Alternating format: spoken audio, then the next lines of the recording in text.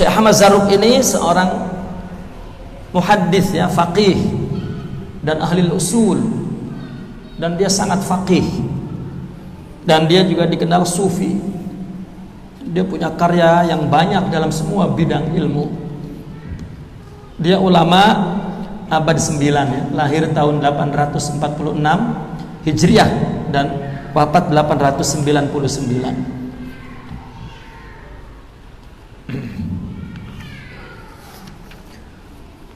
Bismillahirrahmanirrahim. Sallallahu ala sayyidina Muhammadin wa alihi wa sahbihi wa sallama taslima. Qala asy-syaikhu al-faqihu al-imamu al-alimu al-allamatu tajul arifin wa qudwatul muhaqqiqin Abul Abbas Ahmad ibn Ahmad ibn Isa urifa bi Zarruq radhiyallahu anhu wa nafa'ana bihi wa bi amsalihi amin ya rabbal alamin. Syekh yang faqih, seorang imam yang alim dan sangat alim, yang menjadi mahkota para arifin, para wali, dan kudwahnya bagi para wali, yaitu Abul Abbas, namanya Ahmad bin Isa, dikenalnya dengan Ahmad Zarruq. Zarruq nama tempat ya, nama tempat. Radhiyallahu anhu wa nafa'ana bihi wa bi amsalihi. Semoga kita mendapatkan manfaat dengan beliau dan orang-orang yang serupanya. Alhamdulillahilladzi minhu bada alhamdu wa ilaihi ya'udu wa kullu syai'in kadzalik.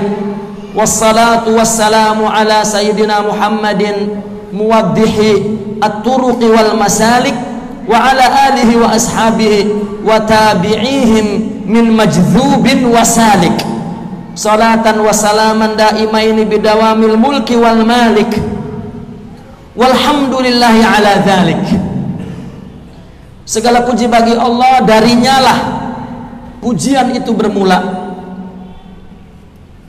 Kalau ada perempuan cantik kita puji, dia marah, maka kita jawab, suruh siapa kamu cantik? Pujian itu datang dari kamu. Coba kalau jelek, kagak mungkin orang muji. Kenapa muji? Karena Allah maha terpuji. Maka minhu bada alhamdu ya, darinya lah pujian itu muncul. Wa ilaihi ya'udu, bada ini bermula ya, mubdi'u wa yu'idu, yang pertama kali mempunyai sifat terpuji itu, dan kepadanya lah kembali.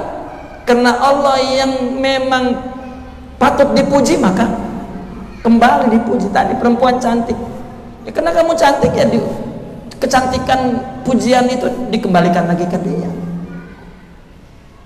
ya. Maka ada orang cinta karena memang dia punya hawa nafsu. Ada orang cinta karena memang dia patut dicinta.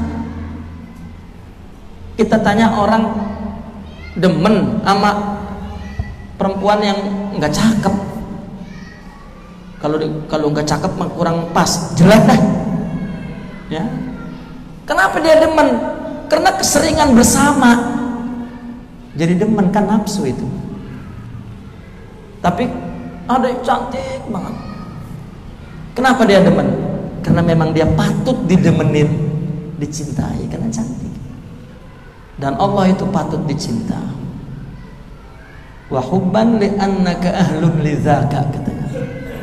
Dan aku cinta kepada Allah karena memang Allah patut dicinta, patut dipuji, patut ya, segala-galanya. Selawat dan salam ke atas junjungan kita Nabi Muhammad sallallahu alaihi wasallam. Beliau di sini memberikan sifat kepada Nabi muwaddih at-turuq wal masalik. Apa muwaddih itu? Penerang, penjelas ya, perjalanan menuju kepada Allah. turuq, thariqah. Apa thariqah itu? Thariqah itu adalah jalan menuju kepada Allah yang disebut as-siratul mustaqim, jalan yang lurus. Dari mana kita tahu jalan itu? Dari Nabi. Artinya kita mengikuti Nabi karena dialah orang yang memimpin jalan ini kepada Allah. Karena Nabi teladan. Nggak ada kita neladanin kecuali Nabi kalau kita ingin menuju jalan yang lurus kepada Allah. Hanya Nabi lah pintunya. Nggak boleh kita tinggalin Nabi terus melaksanakan perintah Allah, nggak bisa. Nabi lah pintunya. Maka dikatakan ittiba, ngikut Nabi. Berarti apa yang Nabi lakukan itu menuju jalan yang lurus. Beliaulah penjelas jalan yang lurus itu, at-turuq wal masalik. Dan kepada keluarganya, sahabatnya, pengikutnya, baik pengikutnya yang majdzub dan salik. Ini istilah di dalam tasawuf. Ini kita masuk kepada kitab tasawuf. Kita akan menghadapi berbagai terminologi yang mereka gunakan ya, untuk menjelaskan amal di dalam agama ini. Ya, secara teori ilmu amal tidak boleh keluar dari nas agama, tetapi ada terminologi praktek itu ya, yang memang dibuat oleh ulama. Semua bidang ilmu begitu ya. Ketika praktek maka dia menemukan berbagai macam pengalaman, dan pengalaman ini adalah ilmu yang terbaik. Maka perlu dijelaskan kepada orang, maka dia membuat terminologi amal. Sebetulnya apa yang di dalam kitab tasawuf itu adalah terminologi amal ya. Bukan berarti ini tambahan dari agama dan ini bukan dari agama, ini nggak ada dalam teks agama. Loh, ini terminologi amal. Orang dalam dunia kedokteran, teori-teori yang dipelajari dari awal itu banyak tidak digunakan. Yang digunakan adalah terminologi yang berada di lapangan, dari pakar itu dijelaskan, tetapi berada di bawah teori besar yang dipelajari sebelumnya. Agama dalam Al-Quran dan hadis. Kata contoh di sini Imam Zarruq mengatakan, setelah dia mengatakan selawat kepada Rasulullah dan kepada keluarganya, sahabatnya, para pengikutnya. Pengikutnya yang majdzub. Apa majdzub ini? Yang hatinya tertarik dekat kepada Allah. Ya, itu majdzub. Orang sufi mengatakan setiap para wali itu orang yang majdzub. Ini hapus dulu. Ada ada satu terminologi yang sifatnya temporal ya, yang sifatnya temporal gitu. Tidak kekal itu istilah itu hanya disematkan istilah itu untuk makna pada kejadian khusus itu ya. Majdzub bermakna orang gila ya, orang gila itu majdzub lughawi. Kalau majdzub istilahi adalah orang yang hatinya tiba-tiba ingin dekat kepada Allah, berarti kan dia ditarik oleh Allah. Ini tidak cukup orang yang taat, orang yang kembali kepada Allah dengan istilah yang umum, yang syar'i, yang nasi, tidak cukup. Pakar-pakar amal, yaitu orang-orang sufi, telah memberikan ya, terminologi ya, yang praktis di dalam dunia amal Islam itu. Maka majdzub itu, ada kan orang ingin taubat, itu namanya dia ditarik oleh Allah ya. Namun di sini majdzub ini adalah justru orang yang memang dekat kepada Allah atas kehendak Allah. Oke, saya buat perumpamaan. Ada orang bisa bikin furniture ya, ukiran-ukiran. Ada yang memang bakat dari sono, ada yang memang dia kursus. Ya, ada yang bakat dari sono udah, ada yang memang kursus. Terkadang yang bakat ini justru kelihatan lebih lebih angleh, lebih pakar lah, lebih bebas gitu, lebih luas dibanding orang yang kursus ini. Tetapi ini lebih rapi, lebih sistematik, lebih teratur, lebih terarah. Ini enggak. Kalau kita ngikutin dia enggak ada kaidahnya ya. Kalau kita ngikutin dia ada sistematikanya. Kalau ini enggak. Ya, capek ngikutin yang majdzub begini. Nah, orang itu dekat kepada Allah, memang ada Allah ingin dekatkan dia kepada Allah. Ada orang yang dekat dengan Allah memang dia menempuh salik. Ini sudah istilah salik, suluk dalam orang sufi adalah tarbiyah ya. Salik ini katakan insan tarbiyah, orang yang datang dengan sadar untuk memperbaiki diri, ini namanya salik. Untuk berada untuk tarbiyah ruhiyah, untuk bertasawuf katakan, ini namanya salik. Tetapi akhirnya sama juga, hatinya dekat kepada Allah ya. Maka mereka ada yang mengatakan majdzub salik lebih bagus daripada salik majdzub. Orang yang udah punya bakat kursus pisan ini lebih bagus, lebih sempurna dibanding kursus dulu baru berbakat gitu. Masih cakepan ini. Kayaknya sama dalam berbagai bidang. Di dalam ilmu kerohanian, ilmu spiritual, akhlak, orang yang memang sejak awal ya, kata kitanya udah dari sononya lah, dari azalinya memang dia dipilih oleh Allah untuk menjadi orang yang baik. Kan ada aja Pak, anak muda ini rusak, tapi ada di tengah-tengah itu anak muda bisa menjaga diri, itu kan namanya majdzub. Orang-orang mabok dia tetap ke masjid, anak muda ya. Itu para aulia, para murabi itu paling awas sama orang-orang seperti itu, sampai diumpamakan seperti hidung belang nyari perempuan cakep, tahu baik. Coba orang kalau hidungnya belang ya, di mana kampung dia tahu mana yang cakep. Begitu juga para wali, para murabi tahu di mana orang yang anak muda yang majdzub itu, kecium sama dia karena memang bidangnya ya. Orang kalau bidangnya mah coba pelatih sepak bola udah tahu jalannya ke kampung, wah ini bocah nih ya, jalannya kelihatan, asal impur dikit, wah ini pinter bola nih. Itu udah angleh dia ya.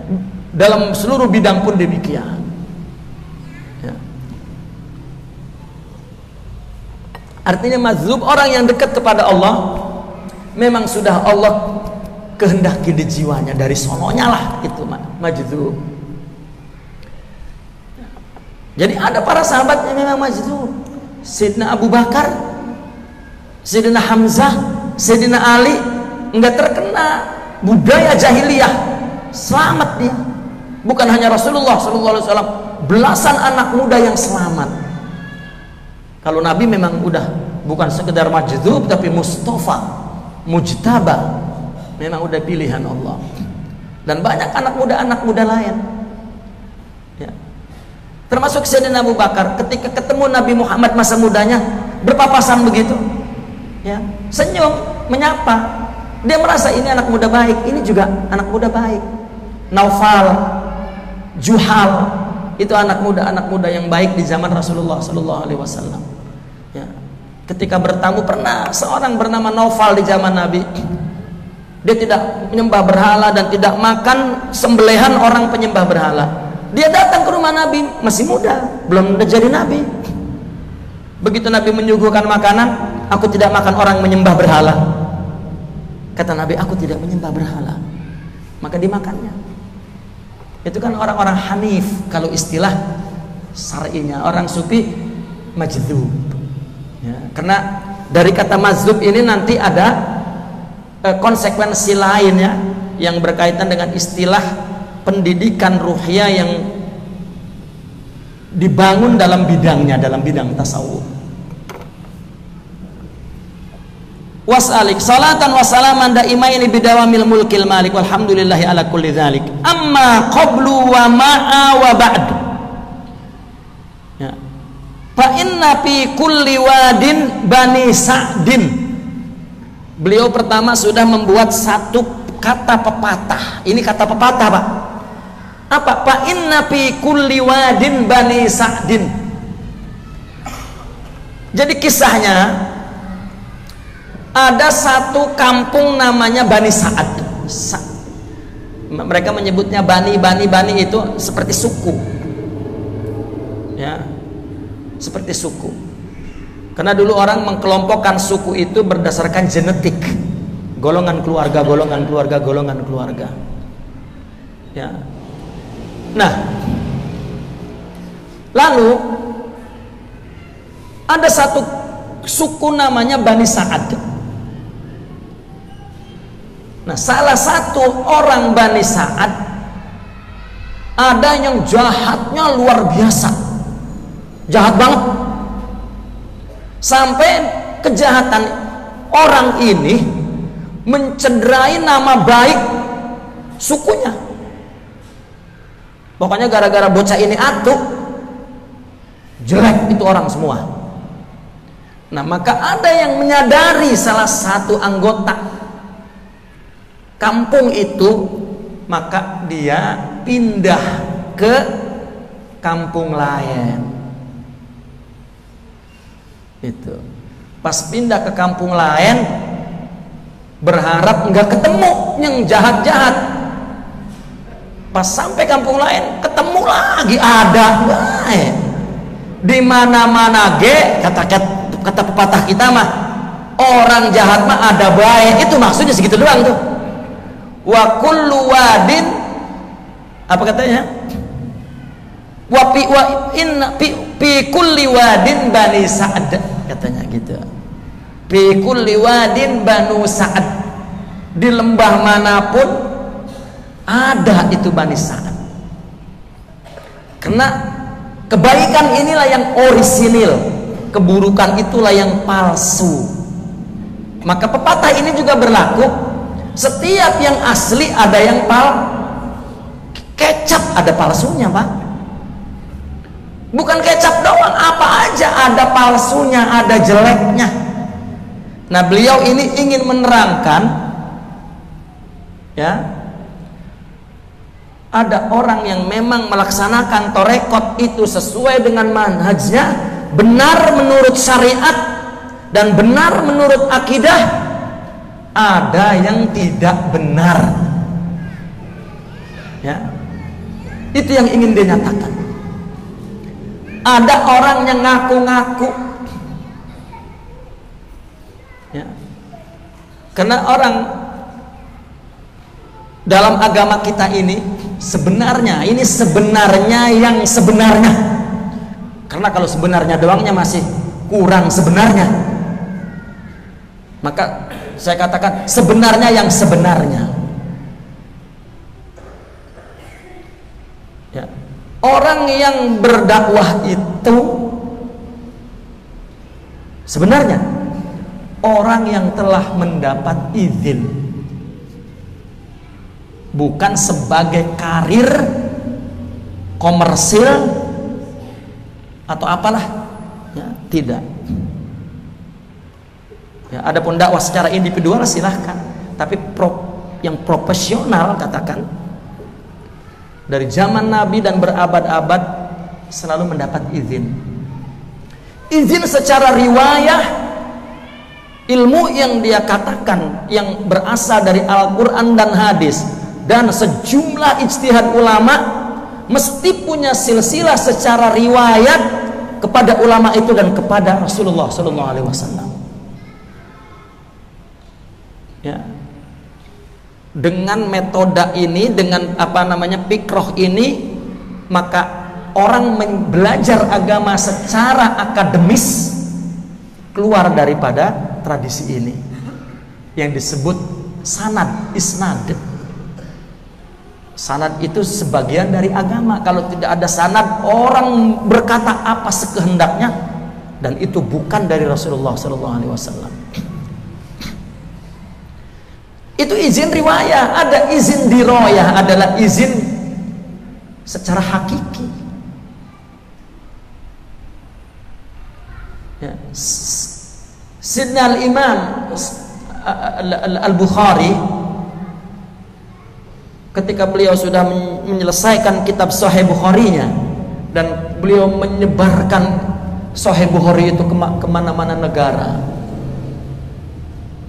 Al-Kisah, dia kembali ke asal kampungnya di Khurasan, di Bukhara. Di situ ada seorang muda yang sedang rajin dan cinta kepada hadis, yaitu yang kemudian disebut Al-Imam Muslim. Ya. Imam Muslim sedang mengaji kepada tokoh hadis Al-Imamu Khurasani. Begitu dia mendengar ada seorang ulama yang pakar hadis, Imam Bukhari, dia datang ke majelisnya dan meninggalkan majelis gurunya. Maka duduklah di majelis Imam Bukhari, dan dia belajar hari demi hari. Maka kemudian satu hari Imam Muslim setelah selesai mengaji, Imam Muslim datang kepada Imam Bukhari. Dia datang mencium tangannya dan mencium lututnya, dan berkata kepada Imam Bukhari, "Syaikhi, bagaimana engkau bisa mengumpulkan hadis yang paling sahih?" Di zaman itu memang tidak ada orang yang seperti Imam Bukhari. Imam Ahmad bin Hambal di Baghdad ketika baru keluar dari penjara selama 20 tahun, di antara orang yang pertama menjenguk di rumahnya adalah Imam Bukhari. Dan Imam Ahmad mendengar di penjara bahwa ada seorang anak muda yang cerdas dan brilian, maka di penjara dia mengumpulkan nama-nama perawi hadis yang paling sahih, dibukukan dalam kertas. Dia menunggu Bukhari kapan dia menjumpai aku. Keluar dari penjara dia bawa kertas itu. Maka ketika beliau pulang ke rumah, Imam Bukhari datang menziarahinya. Ya. Maka kemudian ada hadiah yang paling berharga untukmu, wahai anak muda, ambillah ini. Ini 20 tahun aku kumpulkan dan aku teliti, inilah riwayat yang paling sahih tentang hadis-hadis itu. Dibuka oleh Imam Bukhari, itu Pak, ratusan lembar Pak. Ya.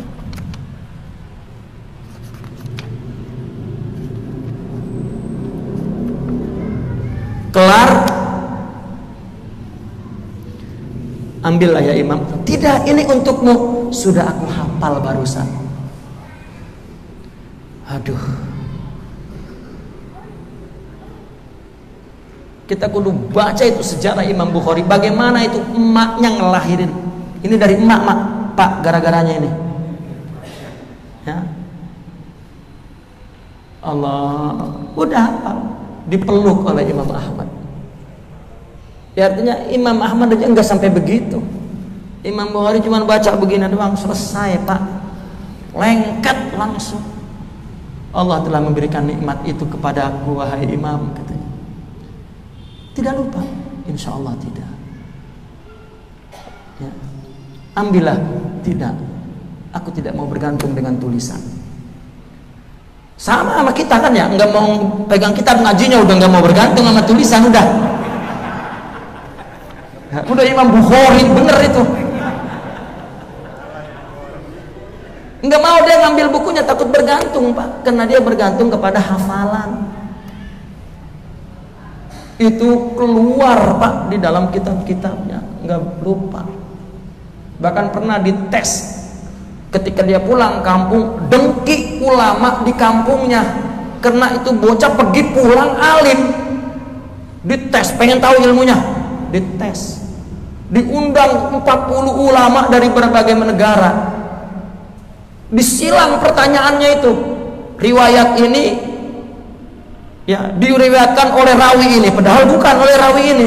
Disilang begitu terus ya, itu baris 20, ini 20. Dari satu bertanya, ini riwayat ini yang mereka disibukkan. Ini riwayatnya bukan ada di situ, ada salah, ada nama satu itu yang terselip, namanya bukan itu, adalah ini, hadisnya ini terus bukan ini, nggak berhasil orangnya. Nah dia hafal setiap hadis puluhan ribu Pak, riwayatnya itu ditukar, itu hafal. Artinya Allah itu memelihara agama ini, itu tampilannya itu orang dibikin ya untuk menjaga hadis itu, hadis Rasulullah Shallallahu Alaihi Wasallam. Ya. Padahal yang ingin saya ceritakan, Imam Muslim bertanya kepada Sayyidina Al Imam Bukhari, kenapa kamu bisa sampai berhasil mencapai hadis yang paling sahih? Apa kata Imam Bukhari? Ketika aku menghafal hadis-hadis sahih, aku pilih di antara hadis itu yang paling sahih. Ya, setelah aku mendapatkan hadis itu yang paling sahih, maka aku hafal. Kemudian aku amalkan. Setelah aku amalkan, aku sholat, aku berwudu dan sholat, kemudian aku menuliskan hadis itu di kertas itu. Ya, jadi hadis yang ditulis ribuan itu dalam Sahih Bukhari, semuanya telah diamalkan oleh Imam Bukhari. Dia mendapat izin riwayah dan dia mendapat izin dirayatul fahmi wal amal. Kudunya dakwah itu mendapat izin yang bersambung kepada Rasulullah Sallallahu Alaihi Wasallam. Ya, baik ilmu riwayah atau ilmu paham, agar bukan paham-paham buat sendiri. Ya. Nah maka dalam tarekat itu pun demikian. Dalam tasawuf itu ada manhajnya dan ada silsilahnya sampai ke Rasulullah Sallallahu Alaihi Wasallam. Amalnya, ilmunya, pahamnya. Adapun tradisi yang diberlakukan oleh dia untuk tarbiyah itu memang ijtihad mereka. Ya, ijtihad mereka. Nah maka itu juga ada orang yang ngaku-ngaku. Di antara ngaku-ngaku begini, ada orang tidak pernah berguru, tidak pernah tarbiyah, tiba-tiba ngaku katanya mimpi Syekh Abdul Qadir mengangkat dia jadi khalifah. Ya, diangkat di atas gunung Cermek di sana ketemunya. Bahkan ketemu Nabi Khidir di pinggir laut. Dia memberi ilmu hakikat dan diizinkan untuk tidak. Kalau itu benar tapi tidak boleh itu diajarkan. Kalau itu betul, itu adalah nasihat untuk dia. Orang apabila mengajarkan kepada orang lain itu mesti terpelihara ajarannya, riwayahnya, pahamnya, dan amalnya itu mesti bersambung kepada Rasulullah Sallallahu Alaihi Wasallam. Nah artinya Imam Zarruq ini mengatakan ada orang-orang sufi pengaku-ngaku ini abad 9 Pak, sekarang abad berapa? 15. Berarti berapa tahun tuh udah Imam Zarruq ini? 600 tahun itu sudah bicara ada para pengaku-ngaku wali padahal dukun. Bahkan di zaman Syekh Abdul Qadir Al-Jilani ya, orang memahami tasawuf tradisi yang dipahami di kampungnya, dari keluarganya, bukan itu ada silsilah, nggak bisa. Tasawuf itu izin minal ma'zunin, bukan karena engkongnya, bapaknya, abangnya, bukan. Itu tasawuf taklidi, tradisi yang berkembang di mana-mana. Ini maksud Imam Zarruq seperti ini. Dan kita berkewajiban memperbaikinya dengan berbagai tantangan apapun. Kata beliau, fa inna fi kulli wadin bani sa'din, setiap asli ada pemalsunya. Ada tarekat yang keluar dari manhaj, hanya tradisi. Manit ma'anna ilaihim kasyafuhu, wa man i'tamada alaihim atlafuhu. Orang yang condong ya, kepada mereka, itma'anna alaihim, yang membiarkan mereka, kasyafuhu, wa man i'tamada alaihim atlafuhu.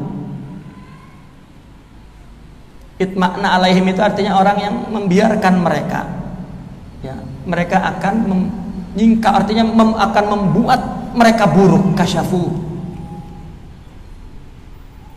Dan orang yang beriktimad kepada mereka, mereka akan dirusak, akan merusaknya. Begini, ada orang sebetulnya dia jujur ingin jadi orang benar, tetapi madrasah tarekat yang dia bergantung kepadanya, berharap untuk bisa memperbaiki dirinya, palsu. Ini malah merusak. Enggak cukup kita itu jujur, betul-betul kepengen jadi orang baik, tetapi kalau madrasahnya enggak betul, enggak jadi, Pak. Illa man rahimar rabbi, jangan bicara kalau memang Allah tolong. Lain, ini kita bicara hukum alam, artinya sunnatullah ya. Ada orang demen sendirian, yang satunya enggak demen, terjadi percintaan, kagak, kudu klop dua-duanya. Ini bener, ini jujur, sudah selesai. Ini benar-benar ingin Allah jujur, dan ini betul, tidak menyimpang. Makanya wa manittamada alaihim atlafu, wa manitma'anna alaihim kasyafu ya. Kasyafu itu artinya akan membuka keburukan, akan membuka dia, nanti juga akhirnya rusak.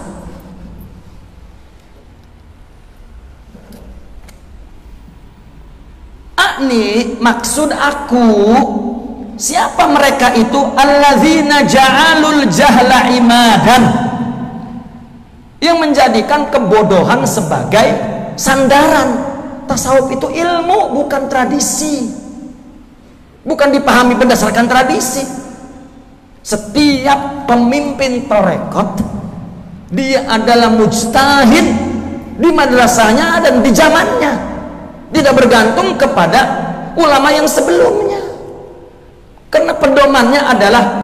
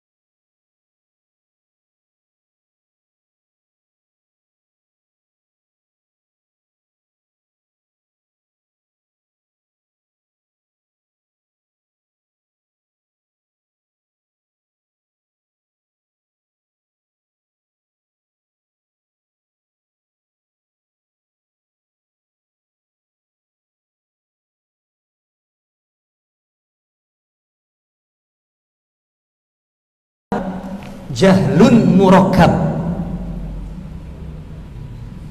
ya.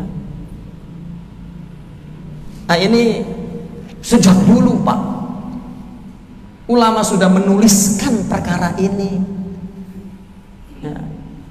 Dari mulai Syekh Abdul Qadir, dari mulai Imam Al-Ghazali, Syekh Abdul, yang ketulis di buku sebelumnya hanya makalah-makalah, tapi catatan dalam kitab mulai Syekh Abdul Qadir Al-Jilani, ya, bahkan yang paling getol mencatatnya, menulisnya Al-Imam Sya'rani, seorang muhaddis dan faqih dan mujtahid mutlak,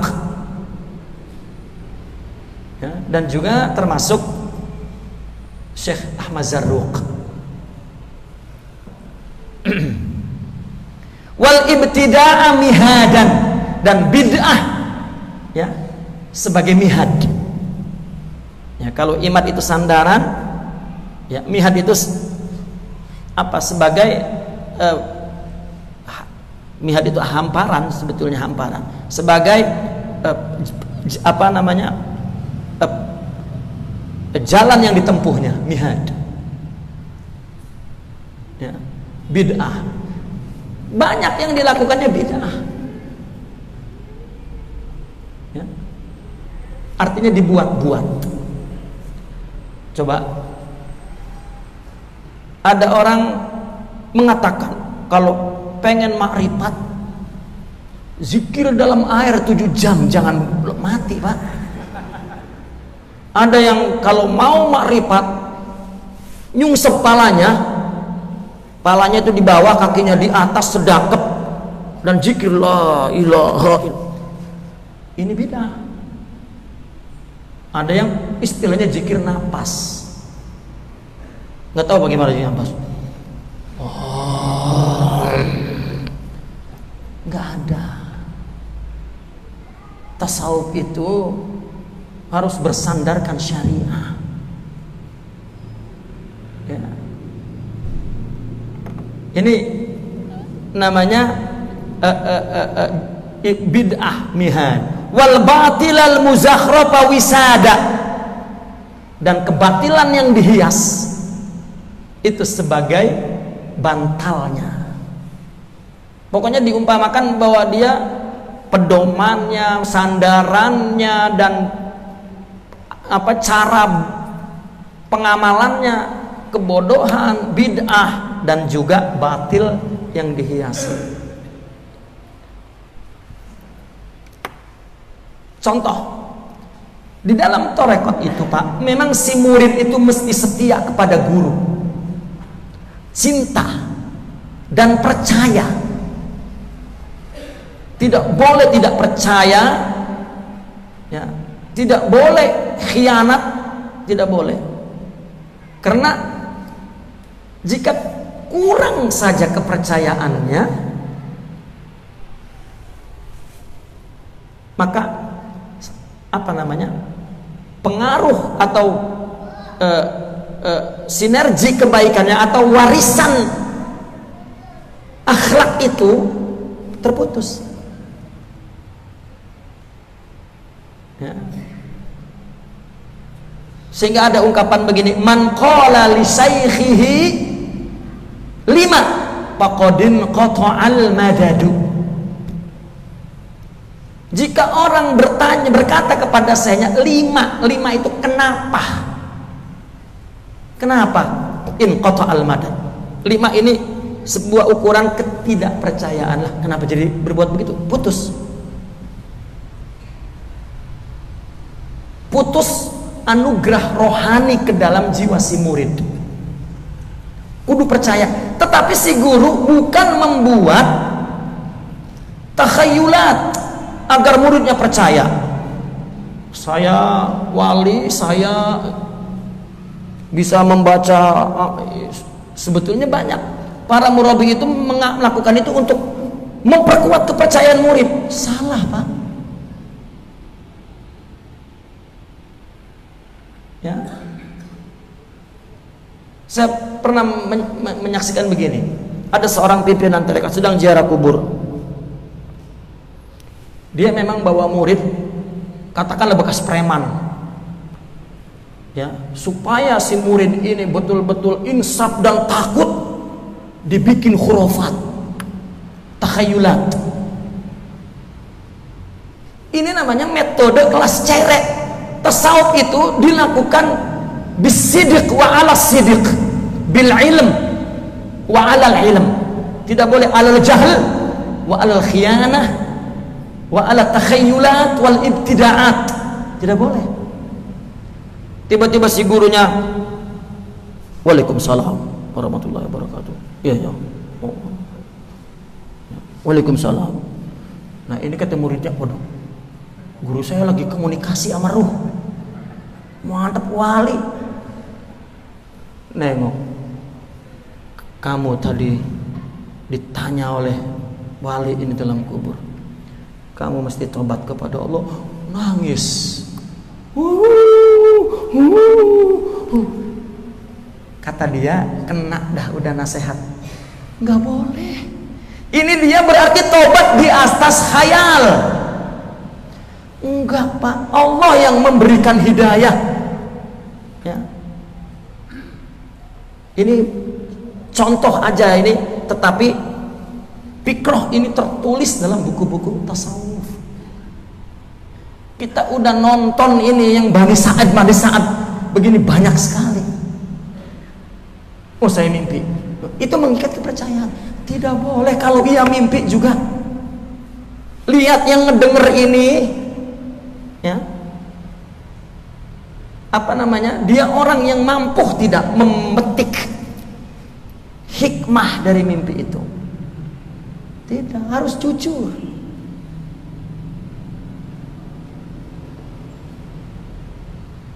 Ya, ini tidak boleh mengisi pikiran murid dengan takhayulat. Tidak ya. Kan memang guru itu selalu tampil ideal di depan muridnya, sempurna, baik, udah guru mah depan murid. Dari mulai jalannya, DM-nya juga wah, udah mantap bener. Depan bininya mah abis diomelin. Iya, depan muridnya wali. Apa kata bininya? Monyet. Kalau malam keteker kan monyet itu. Wali begitu katanya. Coba, ada orang yang ingin tampil ideal, enggak boleh kepleset pisan dikit juga depan murid. Enggak.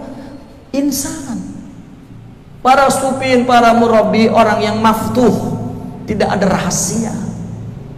Dia salah berbuat dosa, orang tahu, dan dia tobat dan orang meniru cara tobatnya. Itu namanya qudwah. Karena kecuali Nabi dan Rasul tidak bersalah, selain itu bersalah. Yang penting bertobat. Innallaha yuhibbut tawwabin. Pak, bab tobat kita baca, tapi kita tidak tahu bagaimana caranya. Kita perlu contoh orang yang berdosa dan bertobat, contoh nyata. Dan itulah seorang murabi. Didik dengan kejujuran, bukan dengan kepalsuan. Itulah Bani Sa'ad. Kata ya, ini enggak, ini para pemalsu, asal di depan muridnya langsung ngapain? Apa yang dilihat? Saya bisa tembus. La ilaha illallah ya. Khurafat. Biasanya ketika tidak ada ma'rifat, timbul khurafat. Jika tidak ada ilmu, timbul takhayulat ya. Nah, ini peringatan. Ini mukadimah doang ini Pak nih. Ya. Kita udah saya bilang kita ngaji ini sampai jam 10 lewat 120 menit ya.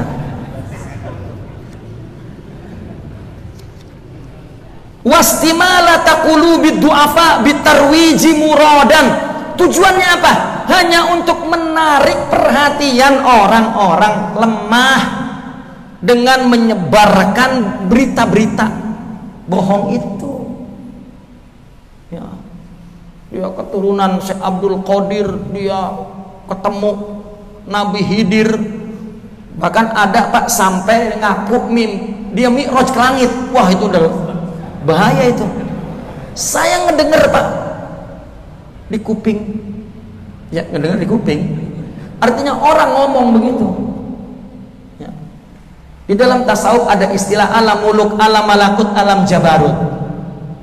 Orang jahil tidak tahu artinya, dikirain itu alam lain. Seperti orang dulu ada istilah di kampung kita, orang apa kalau dibawa jin itu? Dulu kalau mewek ya, pindahkan ke alam jin, hilang beberapa minggu di rumah kita, dari kampung kita ya. Begitu pulang blow-on udah. Ya bawa ke alam jin. Dikirain alam malakut itu masuk ke alam, bukan. Karena teksnya nih, kata-katanya begini, seorang wali itu orang yang badannya di alam muluk tapi hatinya di alam malakut. Nah begitu ada seorang pimpinan tarekat diem aja, kata muridnya, dia badannya doang sama kita itu, hatinya mau tuh nggak di sini tuh. Ada lagi dia di sono, kata. Coba ini pemahaman khurafat. Dia badannya ada di mana-mana itu, dia di sini aja. Nggak tahu mah itu kiai lagi pusing dimarahin bininya, pengen kawin lagi nggak berani, ngelamun aja. Iya, nggak ada. Para murabbi sufi itu tidak mengisi pikiran akal murid itu dengan sesuatu yang takhayul. Tidak. Nah ini kena ya. Kalau dakwah barangkali ini apa nih orang maunya? Maunya main bola, dibikin main bola. Ya. Dibikin apa namanya? Lurah cup misalnya begitu. Cup ya. Kambing cup gitu. Orang sufi tidak irsal ilal amah, tidak larut kepada selera awam. Orang awam seleranya dinaikin agar elit. Dia tidak menggunakan pendekatan itu, tidak. Dia tetap dengan etikanya. Yang bersamaku, yang tidak silahkan. Tidak. Kecuali dakwah umum, secara umum sih lain. Ini 2 bulan gue udah sabarin, sekarang mah nggak ada, dah sabar dah. Bagaimana sabar bisa nggak ada? Katanya tadi sabar itu sifat yang sabit la yataghayyar. Kalau Allah udah ngasih nggak akan berubah. Itu cuman kata agama orang sabar baik, dia pengen dibilang baik. Ngomong, bang, bagaimana saya kurang sabar bang? Lah kurang lah ngomong. Kagak ngerti sabar itu apa.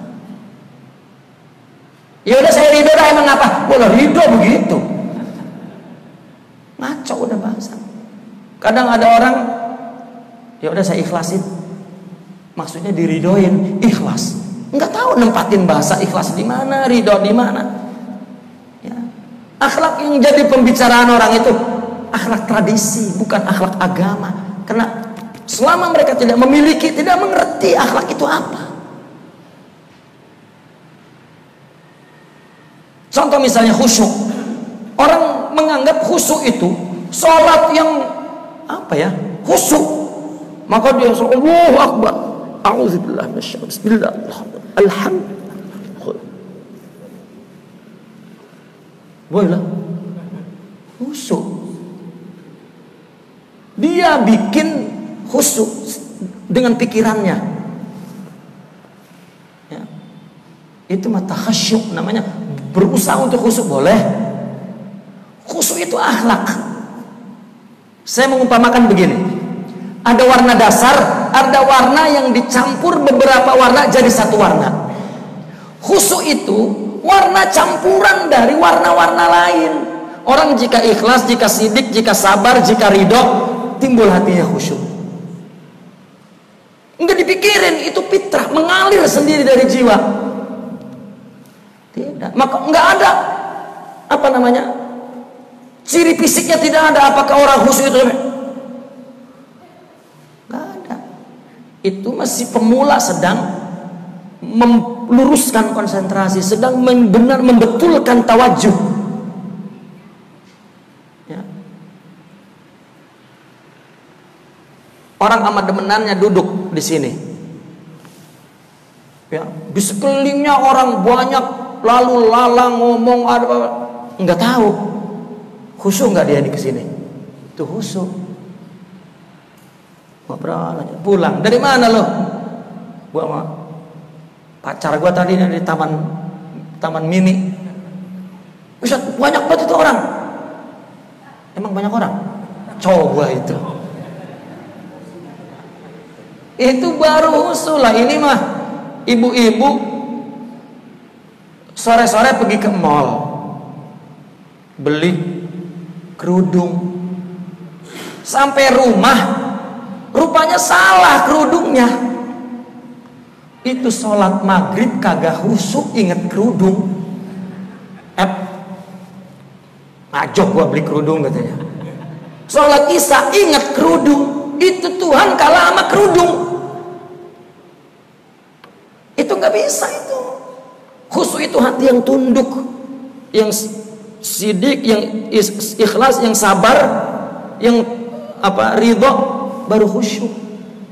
Tawadu, khusyuk itu akhlak yang tercipta dari akhlak-akhlak lain.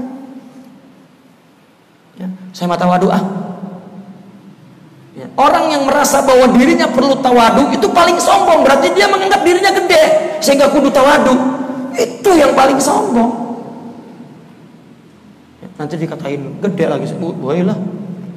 Karena dia tidak tahu bagaimana hakikat tawadu itu dan bagaimana realisasi atau bagaimana rasa yang lahir dari memiliki sifat itu.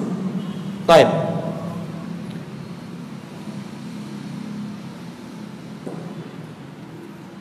Ini yang dikatakan ba'idan an idrakil kafah, jauh untuk dicapai oleh semua orang. Kenapa? Lidiqatihi. Karena ini masalah yang halus.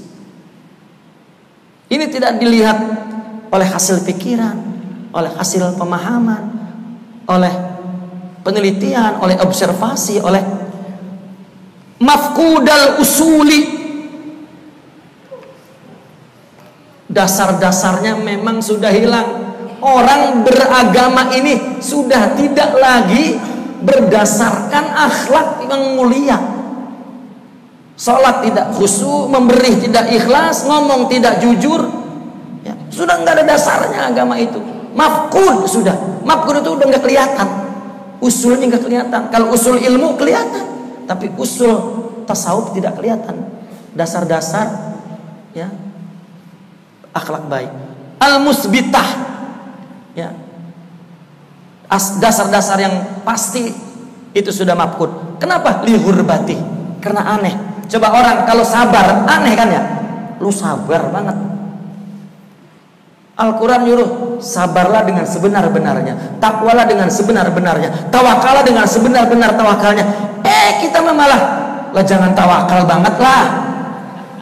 Nggak ngerti mana tawakal itu apa, udah asing, ya. Makanya kata Nabi, akan datang di satu zaman kalau ada orang jujur aneh. Zaman sahabat semua orang jujur, enggak jujur itu aneh. Sekarang terbalik. Bocah goblok banget katanya sabar banget, coba pakai digelarin goblok lagi orang sabar itu. Lu mah goblok banget, sabar banget sih lu mah. Ya Allah. Bagaimana orang mendapatkan tasawuf? Bagaimana orang memahami tasawuf? Sedangkan ya, dasar-dasar tasawuf itu udah asing, nggak kenal. Mafqud itu nggak kenal, udah hilang. Agama ini sudah tidak berdasarkan akhlak Nabi. Tidak. Orang ngaku bener agama, mengkafirkan, membid'ahkan, mana tidak ada Nabi begitu. Udah hilang usul itu. Sama orang tarekat juga sama-sama ngebidahin. Boleh saya berikan satu ciri fisik orang yang memang berpegang kepada manhaj tasawuf, tidak akan pernah melabrak atau sibuk dengan perbedaan pendapat. Itu ciri asasnya. Tidak akan sibuk kepada perselisihan masalah furu'iyah. Tidak. Hampir dikatakan haram di dalam akhlak orang-orang aulia itu sufi, sibuk dengan perselisihan atau berselisih dengan masalah-masalah furu'iyah itu. Ya. Ini orang sufis perang aja membela maulid, buang-buang waktu itu mendidik permusuhan, ya, menanamkan keburukan di dalam hati. Sebenarnya orang sufi maafkan, biarkan berbeda pendapat. Ya Allah, disembah dengan ilmu, bukan disembah dengan bodoh. Ya. Jadikan, ambil ibrohnya, pelajarannya, hikmahnya, selesai. Kecuali sedang membaca satu pendapat, baru mengatakan ini pendapatnya ini pendapatnya ini, kita memilih ini dan sudah. Tapi bukan membangun, mendidik permusuhan kepada golongan sesama umat Islam. Asalnya begitu. Itu sebetulnya dasar akhlak ahli sunnah wal jamaah. Tasawuf itu. Coba lihat kalau udah menanti bulan Maulid datang, itu seperti ada dua barisan perang itu yang udah siap saling, ya. Padahal yang melakukan maulid, membela maulid nggak ada hubungannya dengan tasawuf, karena maulid itu adalah ijtihad para ulama sufi. Baik, ya, contoh saja itu. Majhulal asli wal far'i fi haqiqatih. Udah orang tuh nggak tahu apa usulnya tasawuf, apa puruknya tasawuf, nggak tahu. Ya. Usul tasawuf zikir Allah, ingat di hati, bukan ingat di mulut. Ini mah tasawuf sibuk zikir lidah saja. Ilallah, ilallah, ilallah, ilallah, ilallah, ilallah, ilallah. Itu zikir yang diucapkan oleh lidah, itu amal zahir, karena lidah ini adalah anggota zahir, yang mana amal itu dia gunakan untuk membersihkan hati. Tidak ada zikir membawa marifat, tidak ada. Ya. Nah ini kena majhul, sudah tidak diketahui apa sebetulnya usul tasawuf itu atau furuknya. Ya. Kasura fihil mudda'un, banyaknya di dalam itu para pengaku-ngaku. Gua ini lebih, ini gua anu. Ya, tidak cukup dengan ngaku-ngaku. Ngaku kena keturunan ketujuh, ya. Untung kalau ketujuh, malu ke-8 kan udah berhenti, udah. Bukan. Ya. Bila haqiqah tanpa bukti nyata. Wa tasayyakha, dan banyak orang yang menjadi syekh al-jahiluna bit tariqah, orang yang